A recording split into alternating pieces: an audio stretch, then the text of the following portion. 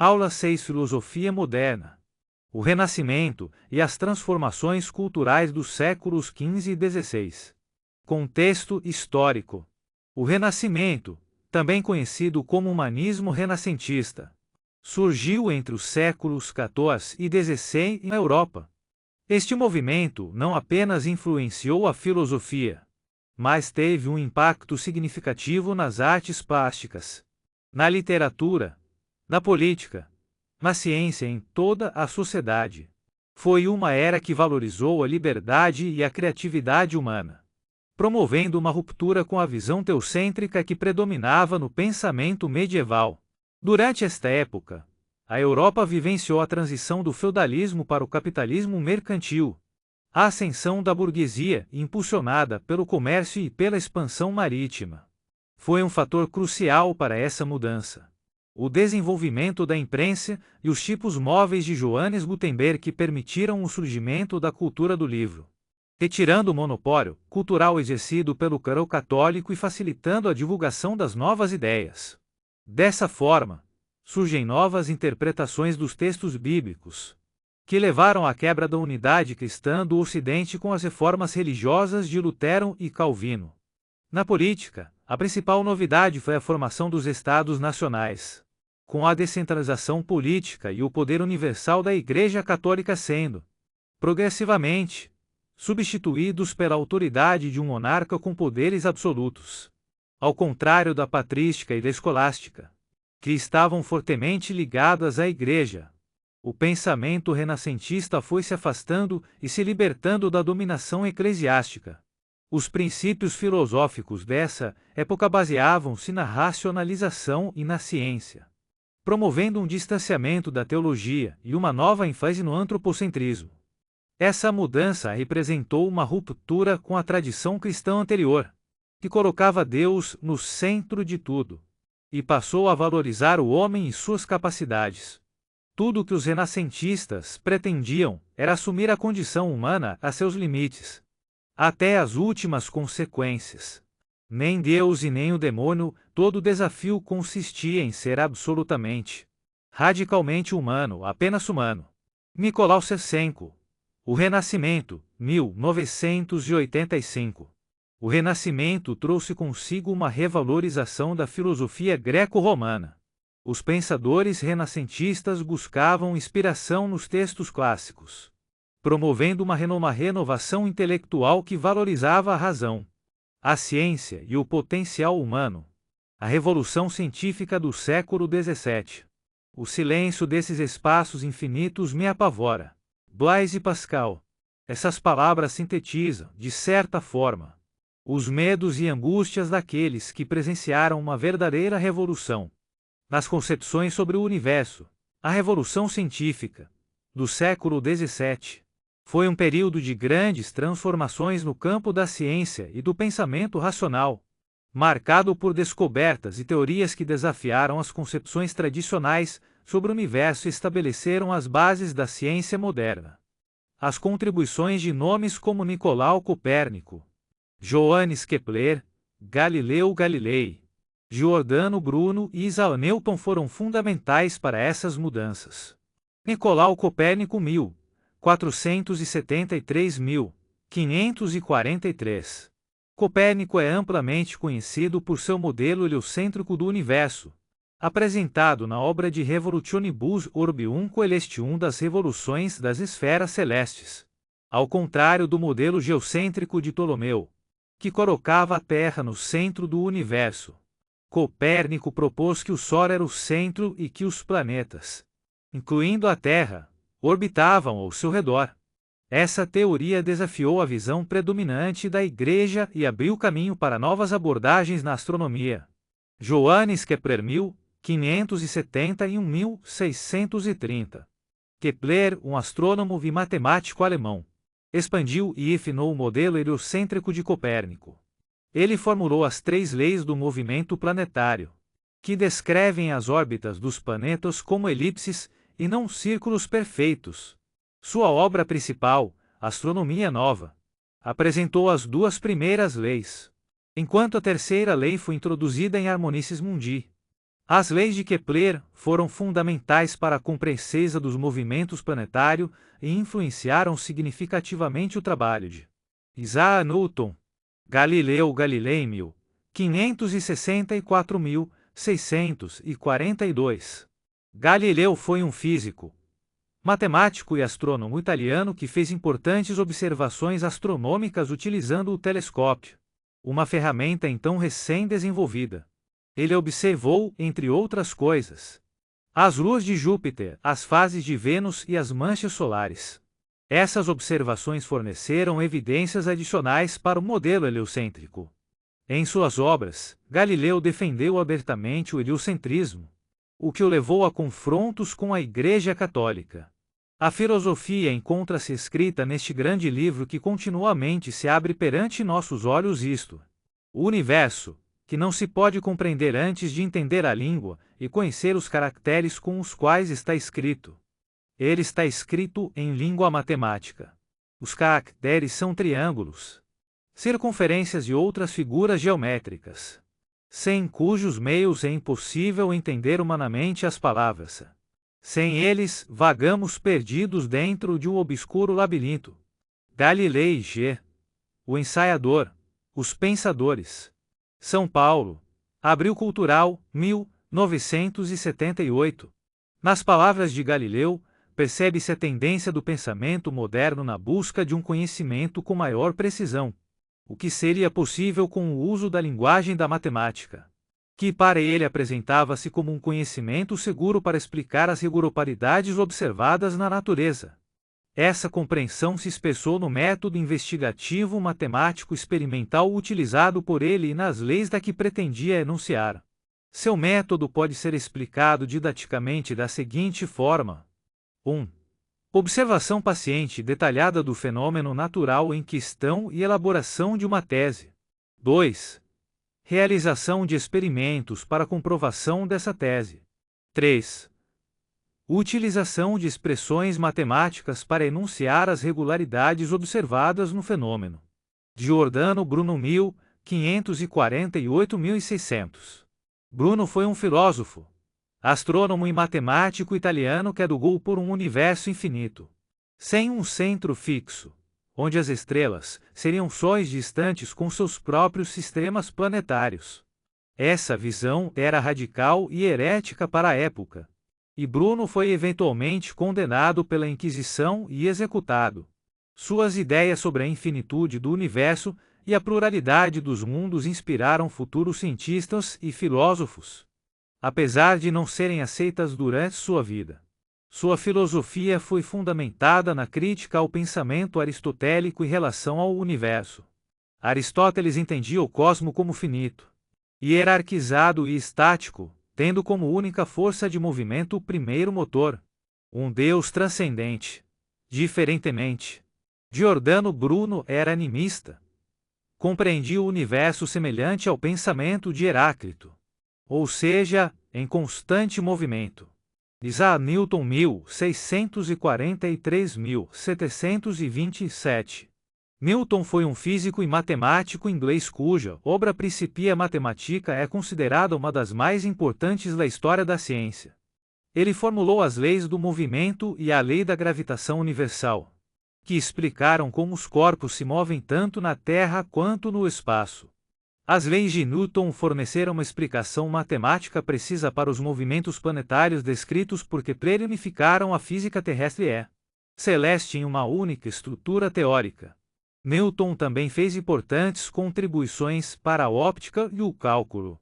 Algumas décadas após a morte de Galileu, o físico, matemático e astrônomo inglês Isaac Newton levaria o termo revolução científica iniciada pelo cientista italiano, dando origem à física clássica. Em sua obra principal, Princípios Matemáticos da Filosofia Natural, denominava-se então filosofia natural o que hoje consideramos ciências naturais. Newton estabelece alguns princípios científicos fundamentais, tais como as noções de simplicidade e de uniformidade da natureza. Decorre também do pensamento de Newton a concepção do mundo como uma grande máquina, cujas partes podem ser conhecidas através da observação e da experimentação. Para o cientista, esse grande mecanismo, por sua vez, obra de um ser inteligente e regente universal, Deus compreensão que deu origem à metáfora do grande relojoeiro, que se popularizou com o filósofo francês Voltaire. Para Newton, porém, não podemos conhecer Deus, porque só nos é possível conhecer por meio dos nossos sentidos. Portanto, só é possível afirmar a existência de Deus a partir da ordem presente no universo. Gilberto Cotrim Mina Fernandes. Fundamentos de Filosofia. 4. São Paulo, Saraiva. 2016. p. 262. Até aqui, já deu para perceber que a filosofia moderna 16-18 marcou uma ruptura significativa com as tradições medievais, inaugurando um novo período de investigação filosófica centrada na autonomia da razão humana e na busca de fundamentos seguros para o conhecimento. Nesse sentido, emergiram duas correntes filosóficas que travaram um embate central: o racionalismo e o empirismo. É o que vamos estudar agora. Racionalismo. De maneira geral, o termo racionalismo é utilizado para designar a concepção de que tudo que existe tem uma razão de ser, de existir. Dessa forma, ser racional ou racionalista é a pessoa que procura uma lógica para explicar a realidade e fenômenos. Na perspectiva filosófica, denomina-se racionalismo o pensamento e as doutrinas que preconizam e enfatizam a razão, como um método seguro para se alcançar o conhecimento. Para os pensadores racionalistas do século XVII, o conhecimento válido tem origem em princípios a priori, ou seja, são anteriores à experiência sensível. Partindo dessa lógica, os sentidos não seriam uma fonte confiável e segura, ficando em um segundo plano na obtenção do conhecimento. Em outras palavras, os racionalistas acreditam que existem ideias inatas e princípios lógicos que são independentes da experiência sensorial. A seguir, alguns dos principais filósofos racionalistas. René Descartes 1596-1650. A árvore do saber. Descartes comparava o conhecimento humano a uma árvore. As raízes dessa árvore representam a metafísica, que é o fundamento de todo o conhecimento. O tronco é a física, que depende das raízes para seu desenvolvimento. E os galhos são todas as outras ciências, como a medicina, a mecânica e a moral, que dependem do tronco. Esse modelo ilustra a interdependência das diversas áreas do conhecimento e a importância de uma base sólida e bem fundamentada para a construção do saber. A dúvida metódica de Descartes. Um dos princípios mais conhecidos de Descartes é a dúvida metódica. Descartes acreditava que para alcançar uma verdade absoluta, seria necessário duvidar de tudo, que não fosse absolutamente indubitável. A dúvida cartesiana e considerada metódica. E radical ou hiperbólica. Metódica porque vai sendo ampliada passo a passo, seguindo um modelo lógico e ordenado, começando pelas ideias mais simples e concretas até atingir as mais gerais e abstratas. Abrange tudo sem exceção e radical ou hiperbólica devido ao seu alcance totalizante, levando ao extremo as generalizações, pondo em dúvida tudo que existe. Nesse sentido, a dúvida metódica de René Descartes é um processo sistemático de questionamento de todas as crenças e conhecimentos previamente aceitos para alcançar uma verdade indubitável. Este método envolve várias etapas, utilizando argumentos específicos para pôr em dúvida a confiabilidade das fontes de conhecimento. Aqui está um resumo passo a passo dos principais argumentos. Primeiro, o argumento do erro dos sentidos. Descartes começa observando que os sentidos às vezes nos enganam. Por exemplo, uma vara reta pode parecer torta quando submersa na água. Se os sentidos podem nos enganar em algumas ocasiões, é possível que eles nos enganem sempre. Portanto, Descartes decide suspender a confiança em todas as informações sensoriais. Segundo o argumento do sonho. Descartes considera a possibilidade de que tudo o que ele experimenta enquanto está acordado poderia ser parte de um sonho. Como os sonhos podem ser muito realistas e convincentes, ele conclui que não há um sinal claro que diferencia a vigília do sonho. Dessa forma, Ele questiona a realidade de todas as suas experiências. Argumento do Deus enganador. Para aprofundar sua dúvida, Descartes propõe a hipótese de um Deus onipotente que poderia estar enganando-o sistematicamente. Se um ser tão poderoso quisesse, poderia fazê-lo acreditar em uma realidade completamente falsa. Esta possibilidade coloca em dúvida a veracidade de suas crenças mais fundamentais.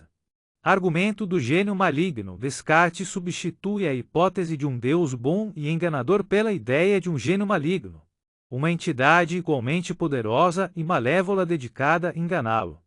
Este gênio poderia manipular suas percepções e pensamentos, fazendo-o acreditar em verdades falsas. Esta hipótese extrema leva Descartes a duvidar de tudo o que ele sabia, incluindo as verdades matemáticas e lógicas. Imerso em tantas dúvidas e incertezas, Descartes tem uma intuição. Ele percebe com clareza que duvida é esse e está duvidando, está pensando. Mas, logo em seguida, adverti que, enquanto queria assim pensar que tudo era falso, cumpria necessariamente que pensava, fosse alguma coisa. Notando que esta verdade, eu penso, logo existo, era tão firme e tão certa que todas as mais extravagantes suposições dos céticos não seriam capazes de abalar. Julguei que podia aceitá-la, sem escrúpulo, como o primeiro princípio da filosofia que procurava. Descartes. Discurso do método. Coleção Os Pensadores. São Paulo. Abril Cultural, 1973. p. 41. Após este processo de dúvida radical, Descartes busca um ponto de certeza indubitável, o que o leva à famosa conclusão: cogito, ergo sum, penso, logo existo. Este é o ponto de partida para reconstruir o conhecimento com base em fundamentos absolutamente certos. Regras do método. Em sua obra Discurso do Método, Descartes propõe um conjunto de regras que orientam a busca pela verdade. Estas regras são projetadas para garantir a clareza e a distinção do conhecimento adquirido, evitando erros e equívocos. As 4 regras fundamentais do método cartesiano são: primeiro, regra da evidência.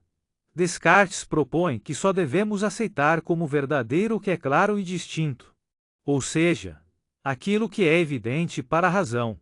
Regra da síntese. Uma vez que as partes menores de um problema foram analisadas, Descartes recomenda reorganizá-las de volta em uma totalidade coerente. Este processo de síntese envolve a reconstrução do conhecimento a partir das partes mais simples até as mais complexas, assegurando que a compreensão seja completa e coerente.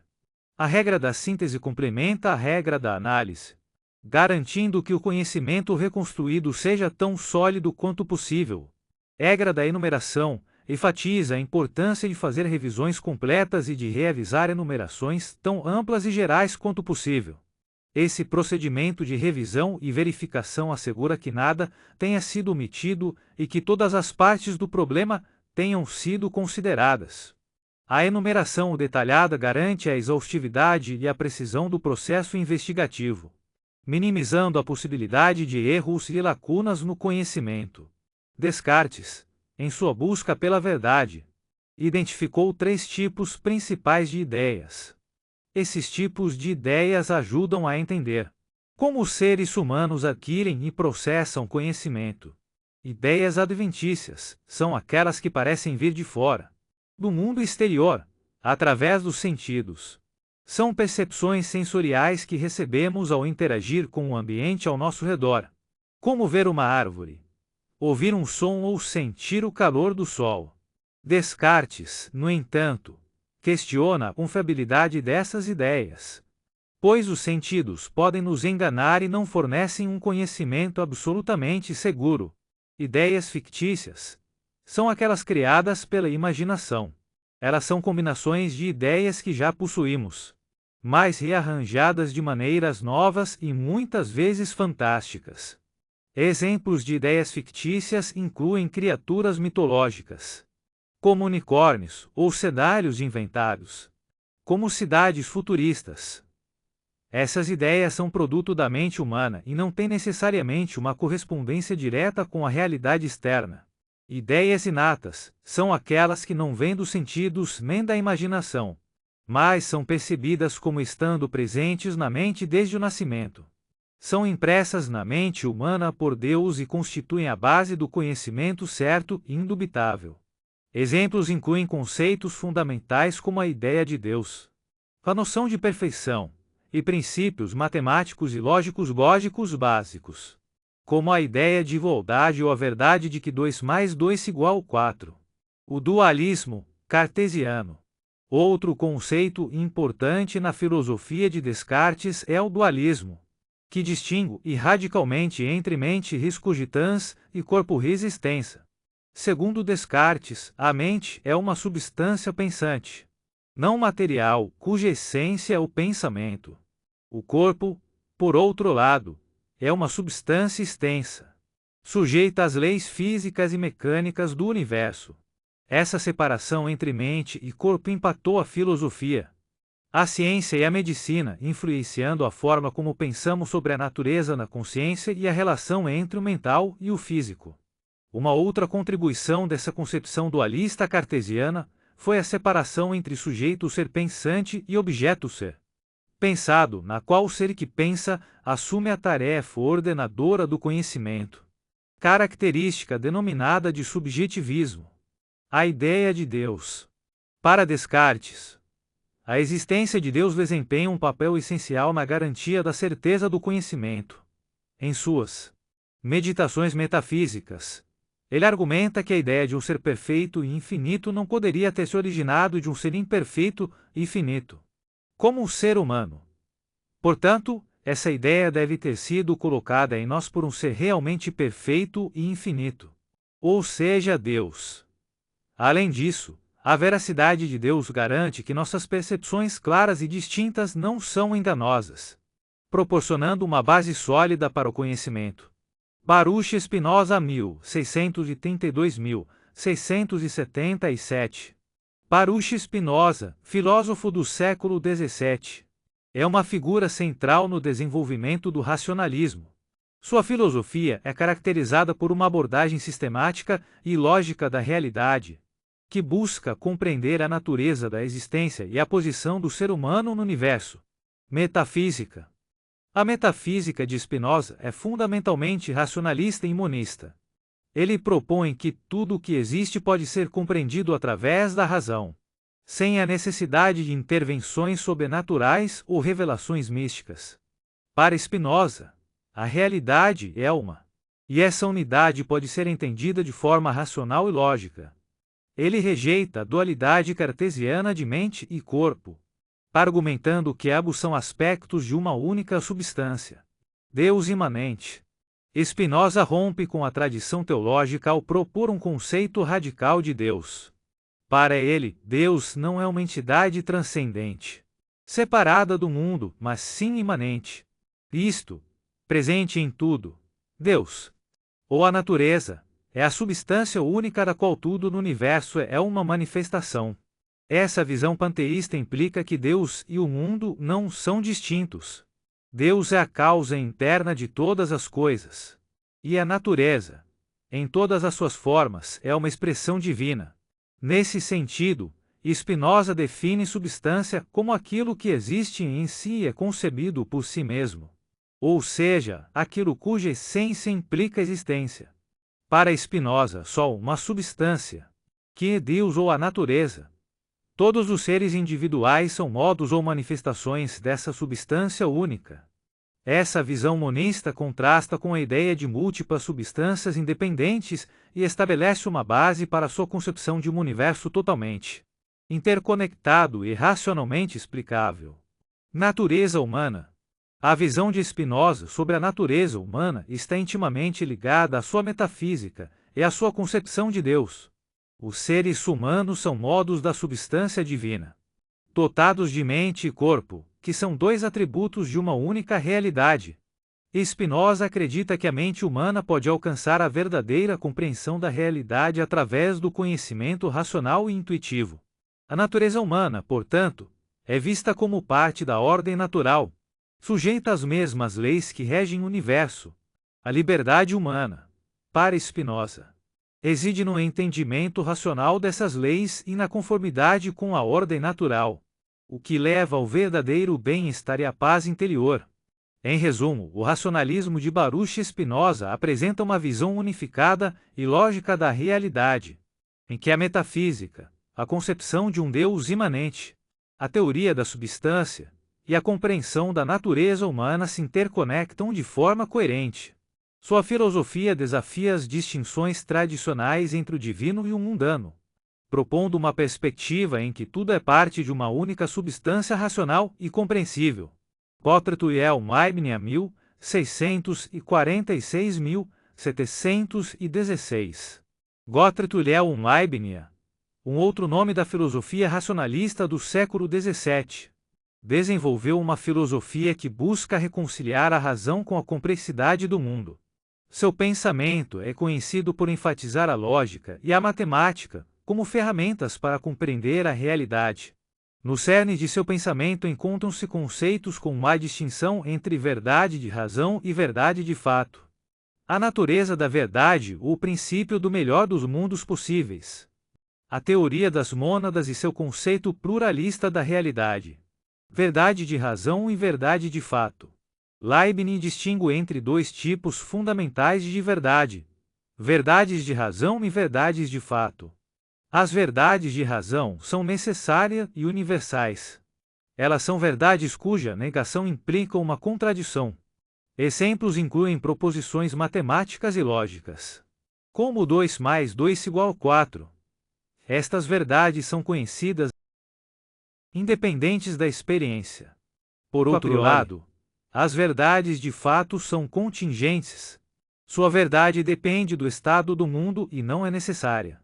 Exemplos incluem proposições como o céu é azul ou Napoleão perdeu a Batalha de Waterloo. Estas verdades são conhecidas através da experiência e observação. A posteriori, para Leibniz, a entender essa distinção é crucial para compreender a natureza complexa da realidade. Para Leibniz, a verdade é uma correspondência entre a proposição e a realidade. No caso das verdades de razão, essa correspondência é lógica e necessária. Enquanto nas verdades de fato, a correspondência é contingente e depende das condições reais do mundo. A busca pela verdade envolve, portanto, tanto a análise lógica quanto a investigação empírica, refletindo a dualidade de sua filosofia. Um outro conceito importante desenvolvido por Leibniz é o princípio do melhor dos mundos possíveis. Ele argumenta que Deus, sendo perfeitamente bom e onisciente, escolheu criar o melhor mundo possível entre todas as alternativas. Este mundo, com todas as suas imperfeições aparentes, é o que maximiza a quantidade de bem e minimiza o mal. Para Leibniz, as aparentes imperfeições do mundo são necessárias para o equilíbrio e a harmonia geral, e nossa compreensão limitada muitas vezes impede de ver o propósito maior desses elementos. Teoria das mônadas. A teoria das mônadas é central na metafísica de Leibniz. Mônadas são as unidades fundamentais da realidade, substâncias simples e indivisíveis que constituem todas as coisas. Cada mônada é única e contém dentro de si uma representação do universo inteiro, refletindo a totalidade da realidade a partir de sua própria perspectiva. As mônadas não interagem diretamente umas com as outras. Em vez disso, elas operam em harmonia pré-estabelecida por Deus. Esta harmonia assegura que, apesar de sua independência, as mônadas se coordenam perfeitamente, criando a ilusão de causalidade e interação direta. Conceito pluralista da realidade. Leibniz apresenta um conceito pluralista da realidade ao sugerir que o universo é composto por uma infinidade de mônadas, cada uma com sua própria perspectiva e representação do todo. Esse pluralismo reflete a complexidade e a diversidade da realidade, em que cada entidade tem um papel único e essencial. O pluralismo de Leibniz contrasta com o monismo de filósofos como Spinoza, enfatizando a multiplicidade e a diversidade como características fundamentais do universo. O empirismo. Apesar de tratarmos aqui do empirismo numa perspectiva filosófica moderna, vale salientar que suas origens remontam ao pensamento de Aristóteles na antiguidade. Não há nada no intelecto que não tenha estado antes nos sentidos. Com essa afirmação, Aristóteles preconizava a noção de que tudo o que imaginamos ou pensamos tem origem nos dados percebidos e fornecidos pelos nossos sentidos. Em contraste com os racionalistas, os empiristas discordavam da possibilidade de ideias inatas. Para eles, a mente humana é uma lacuna a ser preenchida com aquilo que captamos do mundo exterior a partir de nossos sentidos. Em outras palavras, nossas ideias vão sendo construídas à medida que vamos experimentando as coisas. Francis Bacon, filósofo e estadista inglês do século XVII, desenvolveu uma abordagem filosófica que enfatiza a importância da experiência sensorial na formação do conhecimento. Seu trabalho marcou uma ruptura significativa com a tradição escolástica medieval, propondo um método científico baseado na observação e na indução. Dois temas centrais em sua filosofia são a teoria dos ídolos e as etapas do método indutivo. A teoria dos ídolos. A teoria dos ídolos é uma parte fundamental para compreender o pensamento de Bacon, em que ele identifica 4 tipos de ídolos ou falsos conceitos que distorcem o entendimento humano e impedem o progresso do conhecimento. Estes são: primeiro, ídolos da tribo. São os erros inerentes à natureza humana, derivando de nossas percepções e sentidos. Bacon acreditava que os seres humanos tendem a ver mais ordem e regularidade no mundo que realmente existe, o que leva a generalizações precipitadas. Segundo, ídolos da caverna. Esses ídolos surgem dos indivíduos de cada pessoa, como suas experiências, educação e ambiente. Cada pessoa tem uma caverna própria que distorce a realidade com base em suas influências pessoais. Do mundo. Etapas do método indutivo.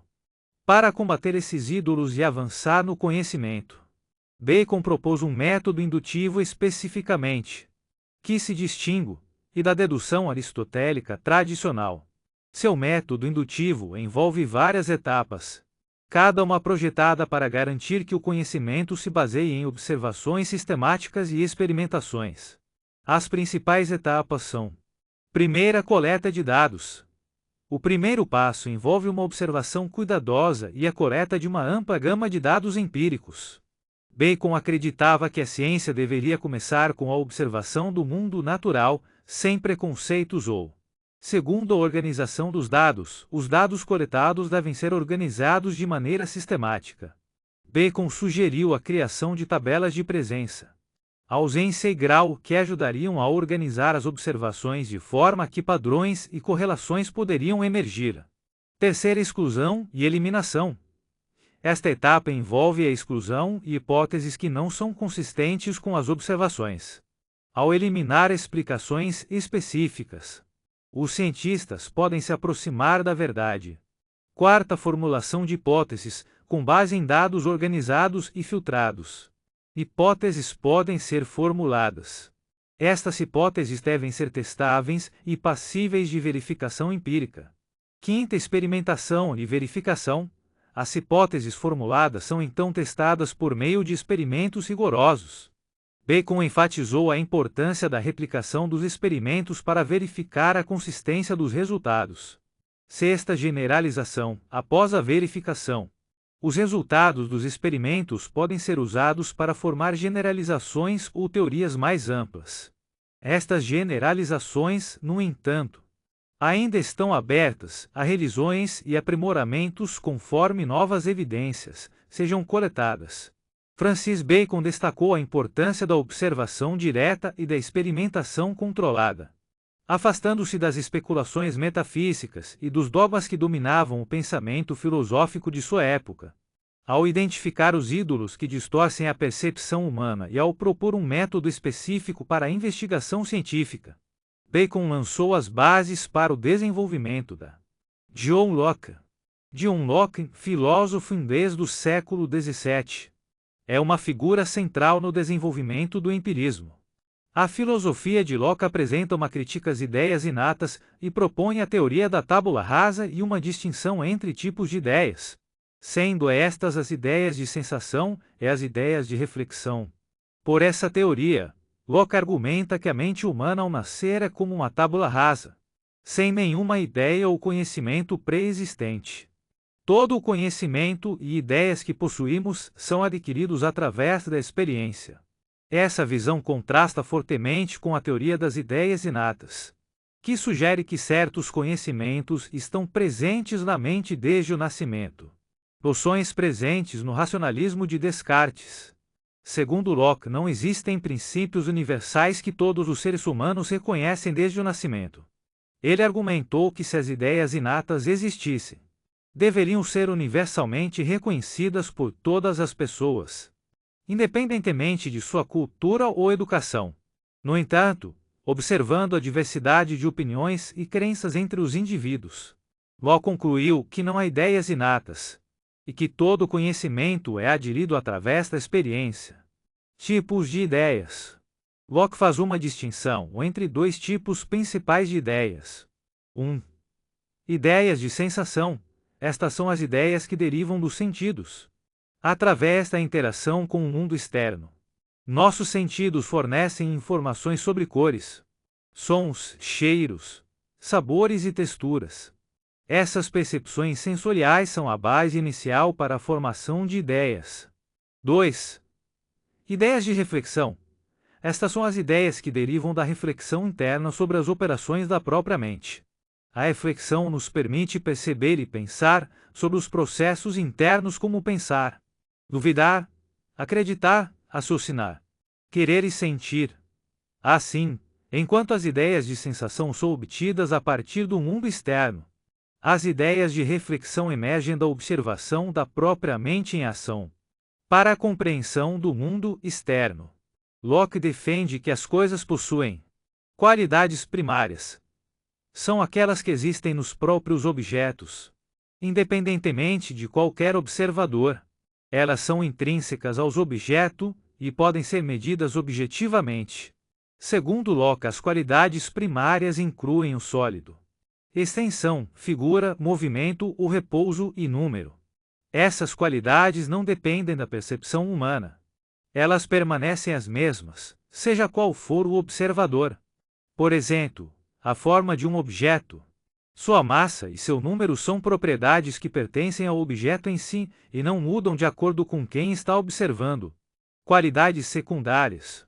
As qualidades secundárias, por outro lado, são aquelas que não existem nos objetos de maneira independente, mas dependem da percepção do observador.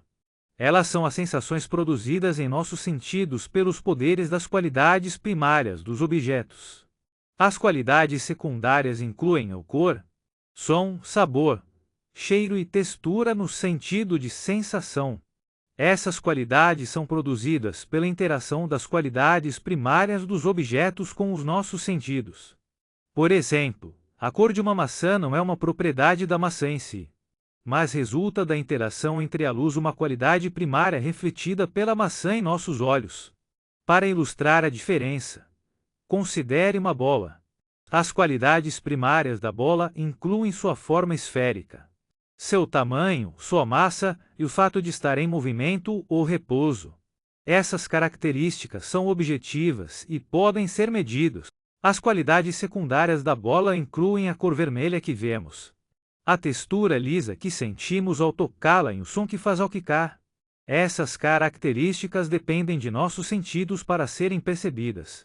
A distinção entre qualidades primárias e secundárias tornar-se importante no pensamento empírico de Locke porque ajuda a entender que nem todas as nossas percepções correspondem diretamente às propriedades dos objetos. Enquanto as qualidades primárias são objetivas e podem ser conhecidas de forma precisa, as qualidades secundárias são subjetivas e podem variar de um observador para outro. Isso influencia a forma como Locke concebe a aquisição de conhecimento e a interpretação da realidade, destacando a importância da experiência sensorial na formação das nossas ideias. Filósofo escocês do século XVIII. É uma das figuras mais influentes do empirismo. Sua filosofia é marcada por um ceticismo rigoroso e uma análise crítica das noções de causalidade, identidade pessoal e a origem do conhecimento. Hume propôs que todo conhecimento humano deriva das impressões e ideias, oferecendo uma visão profundamente crítica das suposições metafísicas tradicionais. Ceticismo. Hume argumenta que muitas das nossas crenças não podem ser justificadas racionalmente. Ele questiona a capacidade da razão humana para alcançar verdades absolutas, sugerindo que nossas convicções são frequentemente baseadas em hábitos ou convenções sociais, em vez de fundamentos lógicos ou evidências empíricas. Este ceticismo leva Hume a desafiar a certeza de muitas noções filosóficas tradicionais, instigando um exame rigoroso das bases do conhecimento humano. Hume questiona a noção de causalidade ao argumentar que não podemos observar diretamente a relação causal entre eventos. Segundo ele, o que percebemos são apenas sequências de eventos, mas nunca a conexão necessária que chamamos de causalidade. Por exemplo, quando vemos uma bola de bilhar colidir com outra, observamos a sequência dos eventos, mas não a força causal que os liga. Hume sugere que a crença na causalidade surge do hábito, costume. Quando repetidamente observamos dois eventos ocorrendo juntos, começamos a associá-los e a esperar que um siga o outro. Essa expectativa é baseada na experiência passada, mas não garante uma conexão necessária entre os eventos. Portanto, a causalidade não é uma propriedade intrínseca dos eventos, mas uma projeção da mente humana baseada em associações habituais. Hume também critica a noção de identidade pessoal. Ele argumenta que não existe uma alma ou eu constante e imutável. Em vez disso, a identidade pessoal é uma ficção construída a partir de uma série de percepções distintas e mutáveis. Hume descreve a mente como um teatro onde várias percepções aparecem e desaparecem. Não há um eu fixo que persista ao longo do tempo, mas apenas um fluxo contínuo de impressões e ideias. Para Hume, todas as percepções da mente humana podem ser divididas em duas categorias: impressões e ideias. Impressões são as percepções vivas e imediatas que recebemos através dos sentidos, como ver uma cor, ouvir um som ou sentir uma dor. As impressões são fortes e vívidos. Ideias são as lembranças ou imaginações dessas impressões. Elas são menos vivas e intensas que as impressões. Por exemplo, a lembrança de ver uma cor ou ouvir um som é uma ideia. Hume argumenta que todas as ideias derivam de impressões. Se nunca tivemos uma impressão de algo, não podemos formar uma ideia sobre isso. Afinal, qual o método mais seguro para se alcançar um conhecimento sólido, seguro e verdadeiro? Os racionalistas apontaram seu caminho, a razão. Os empiristas discordaram e apresentaram os seus métodos, enfatizando os sentidos e suas limitações. No século XVIII, no contexto do Iluminismo, o filósofo alemão Immanuel Kant apresentou uma nova resposta para as discussões entre racionalistas e empiristas. É o que vamos estudar agora. O criticismo. Immanuel Kant 1720 e 4804. Kant foi um dos filósofos mais influentes da era moderna, conhecido por seu trabalho em epistemologia, ética e metafísica. Ele acreditava que tanto a razão como os sentidos eram essenciais no processo de conhecimento das coisas. Portanto, não abraçou nenhuma das correntes como a verdadeira. Para ele, as duas apresentavam acertos e erros, sendo possível ir além dessa dicotomia para a obtenção de melhores resultados. Nesse sentido, apresentou uma nova abordagem na teoria do conhecimento, sintetizando elementos do racionalismo e do empirismo. Seu pensamento é complexo, mas pode ser compreendido ao se examinar alguns de seus conceitos fundamentais. Exame crítico da razão. Kant realizou um exame crítico da razão em suas obras principais, destacando-se a crítica da razão pura. Ele buscou investigar os limites e as capacidades do entendimento humano, diferenciando entre o que podemos conhecer empiricamente, o que podemos conhecer independentemente da experiência.